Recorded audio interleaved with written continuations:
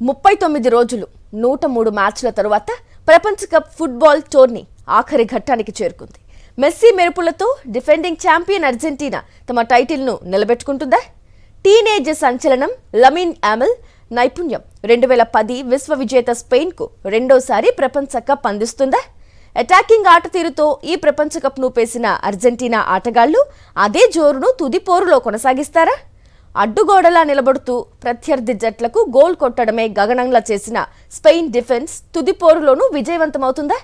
వరుసగా రెండోసారి ప్రపంచ కప్ను సొంతం చేసుకుని ఇటలీ, బ్రెజిల్ సరసన అర్జెంటీనా నిలుస్తుందా?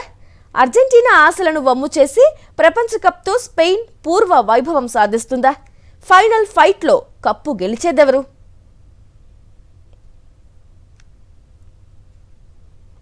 ఒక్క పరాజయం లేకుండానే అంతిమ సమరానికి అర్హత సాధించిన అర్జెంటీనా, స్పెయిన్ జట్లు ప్రపంచ కప్ను ముద్దాడేందుకు ఒక్క విజయం దూరంలో నిలిచాయి. ఆఖరి పోరులోనూ గెలిచి టోర్నీని అజేయంగా ముగించాలని రెండు జట్లు పట్టుదలతో ఉన్నాయి. 2022లో ప్రపంచ కప్ గెలిచిన అర్జెంటీనా జట్టులోని 17 మంది ప్లేయర్లు ప్రస్తుత ప్రపంచ కప్లోనూ ఆడుతున్నారు. ముఖ్యంగా 39 ఏళ్ల లియోనెల్ మెస్సీ నాయకత్వంలో అర్జెంటీనా ఈ టోర్నీలో అద్భుత ఆట తీరుతో అలరిస్తోంది.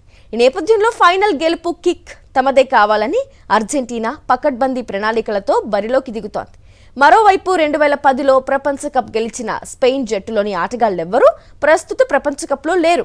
అయితే 2024లో యూరోపియన్ ఛాంపియన్షిప్ గెలుచుకున్న స్పెయిన్ జట్టులోని 16 మంది ప్రస్తుత ప్రపంచ కప్లో ఆడుతున్నారు. స్పెయిన్ భవిష్యత్ ఆశాకిరణం యామల్పై భారీ అంచనాలున్నాయి. ఈసారి ప్రపంచ కప్ గెలిచిన జట్టుకు $5 కోట్ల, అంటే భారతీయ కరెన్సీలో 481 కోట్ల ప్రైజ్ మనీ లభించనుంది. రన్నరప్ జట్టుకు $3.30 కోట్లు దక్కుతాయి. మూడో స్థానంలో నిలిచిన జట్టు ఖాతాలో $2.90 కోట్ల, నాలుగో స్థానంలో నిలిచిన జట్టుకు $2.70 కోట్లు లభిస్తాయి.